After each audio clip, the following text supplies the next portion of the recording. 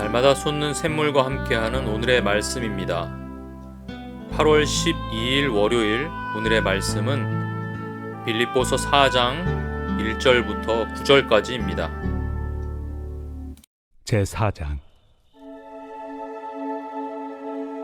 그러므로 나의 사랑하고 사모하는 형제들, 나의 기쁨이요 면류관인 사랑하는 자들아, 이와 같이 주 안에 서라. 내가 요디아를 권하고 순두개를 권하노니 주 안에서 같은 마음을 품으라. 또 참으로 나와 멍에를 같이 한 네게 구하노니 복음에 나와 함께 힘쓰던 저 여인들을 돕고 또한 글레멘드와 그 외 나의 동역자들을 도우라. 그 이름들이 생명책에 있느니라. 주 안에서 항상 기뻐하라. 내가 다시 말하노니 기뻐하라. 너희 관용을 모든 사람에게 알게 하라. 주께서 가까우시니라. 아무것도 염려하지 말고 다만 모든 일에 기도와 간구로 너희 구할 것을 감사함으로 하나님께 아뢰라. 그리하면 모든 지각에 뛰어난 하나님의 평강이 그리스도 예수 안에서 너희 마음과 생각을 지키시리라. 끝으로 형제들아, 무엇에든지 참되며 무엇에든지 경건하며 무엇에든지 옳으며 무엇에든지 정결하며 무엇에든지 사랑받을 만하며 무엇에든지 칭찬받을 만하며 무슨 덕이 있든지 무슨 기림이 있든지 이것들을 생각하라. 너희는 내게 배우고 받고 듣고 본 바를 행하라. 그리하면 평강의 하나님이 너희와 함께 계시리라. 빌립보서의 마지막 장인 4장은 그러므로라는 접속사로 시작합니다. 그러므로라는 단어는 원인과 결과를 이어주는 접속사인데 앞에는 원인이 나오고 뒤에는 결과가 나옵니다. 그럼 앞에 있는 빌립보서 3장에는 어떤 내용이 나옵니까? 세상을 사는 대부분의 사람들이 땅에 마음을 빼앗기고 살기 때문에 그들의 신은 자기 배라고 말씀합니다. 탐욕과 정욕과 충동이 사람을 움직이는 힘이 되는 것입니다. 그러나 그런 세상에서 성도는 하늘의 시민권을 갖고 있습니다. 하늘에서부터 우리를 데리러 오실 주 예수 그리스도를 기다리고 있습니다. 주님께서 이 땅에 오시면 우리는 영화로운 몸을 입고 구원의 완성에 들어가게 되는 것입니다. 우리는 그날을 목마르게 기다리면서 이 땅을 살고 있는 것입니다. 우리가 바로 그런 존재이므로 그러므로로 시작하는 것이 바로 4장입니다.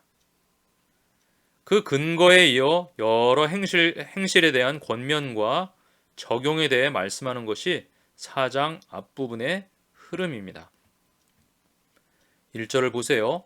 그러므로 나의 사랑하고 사모하는 형제들, 나의 기쁨이요 면류관인 사랑하는 자들아, 이와 같이 주 안에 서라. 아멘. 서라는 단어는 굳게 서다, 견고하게 서다, 요동하거나 흔들리지 않고 서 있다 라는 표현입니다. 전쟁터에 수많은 위험이 있지만 군인이 그 전쟁터를 떠나지 않고 그 자리를 굳게 지킨다는 의미를 표현합니다. 경기 중에 너무 지쳐서 기권하고 싶지만 절대로 기권하지 않고 끝까지 경주를 할 때 쓰는 단어가 이 단어입니다. 어떤 일이 있더라도, 어떤 상황을 맞닥뜨리게 되더라도, 어떤 시련과 문제와 어려움이 닥쳐와도 주 안에 서라는 것입니다. 믿음으로 사는 것을 포기해서는 안 된다는 것입니다. 이어지는 2절에서 빌립보 교회 안에서 영향력 있는 두 사람의 갈등에 대해 말합니다. 유오디아와 순두개죠. 3절에 보면 둘 다 바울을 도우며 교회를 세운 유력하고 영향력이 있는 사람들입니다. 그런데 어떤 이유 때문인지는 모르지만 두 사람은 나뉘어서 다투고 있었어요. 그들의 문제가 무엇인지 정확하게는 알 수 없지만 몇 가지로 추론해 볼 수 있습니다. 바울이 두 사람의 이름을 각각 부르면서 권면하는 것을 보면 한쪽만의 잘못이 아니라는 것을 알 수 있습니다.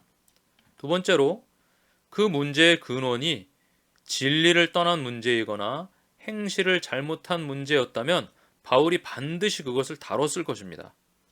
그런데 그런 말을 하지 않는 것을 보면 그 문제가 진리 문제가 아니라 개인적인 기질과 성격, 생각과 경험이 다른 데서 오는 오해와 차이 때문이라는 것을 추론할 수 있습니다. 바울은 그 문제를 어떻게 다루라고 말합니까? 주 안에서 같은 마음을 품으라고 가르칩니다. 개인의 생각과 경험과 기질, 자라온 배경의 차이에 자꾸 집중하지 말고 주님이 십자가를 지심으로 우리를 구원해서 교회라는 한 공동체로 묶어 놓으신 것을 인정하고 주님을 믿는 것 때문에 연합을 지켜내라는 것입니다. 그리고는 바로 4절이 이어지죠. 주 안에서 항상 기뻐하라. 내가 다시 말하노니 기뻐하라. 바울은 지금 감옥 안에 있습니다. 그가 가장 사랑했던 교회 중 하나인 빌립보 교회는 유오디아와 순두계의 다툼으로 분열됐습니다. 또 거짓 교훈과 가르침 때문에 아파하고 싸워야 하는 교회였습니다. 그런데 바울은 항상 기뻐하라. 내가 다시 말하노니 기뻐하라고 명령형으로 권면하고 있습니다. 이게 어떻게 가능할까요?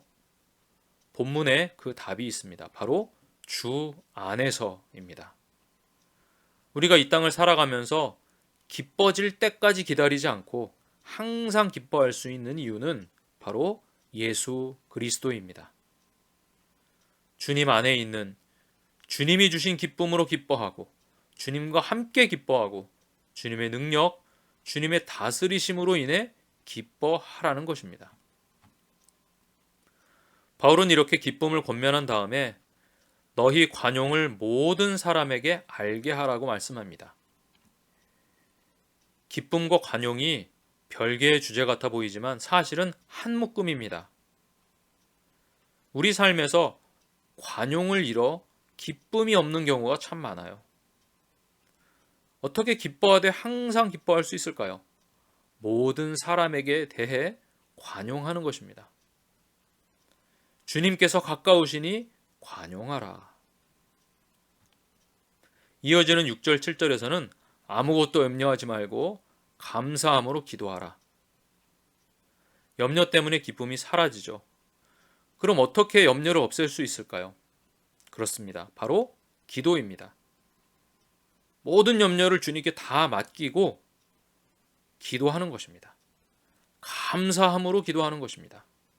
그리하면 모든 지각에 뛰어난 그리스도의 평강이 너희 마음과 생각을 지키시리라. 그렇다면 우리는 그 지켜주심 안에서 어떻게 살아야 할까요? 8절 9절입니다. 끝으로 형제들아 무엇에든지 참되며 무엇에든지 경건하며 무엇에든지 오르며 무엇에든지 정결하며 무엇에든지 사랑받을 만하며 무엇에든지 칭찬받을 만하며 무슨 덕이 있든지 무슨 기림이 있든지 이것들을 생각하라. 너희는 내게 배우고 받고 듣고 본 바를 행하라. 그리하면 평강의 하나님이 너희와 함께 계시리라. 아멘. 이것들을 생각하고 즉 마음과 생각에 가득 채우고 실천하라. 바로 삶으로 아멘 하는 것이죠.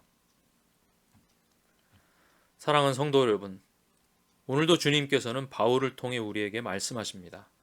나의 사랑하고 사모하는 형제들, 나의 기쁨이요 면류관인 사랑하는 자들아.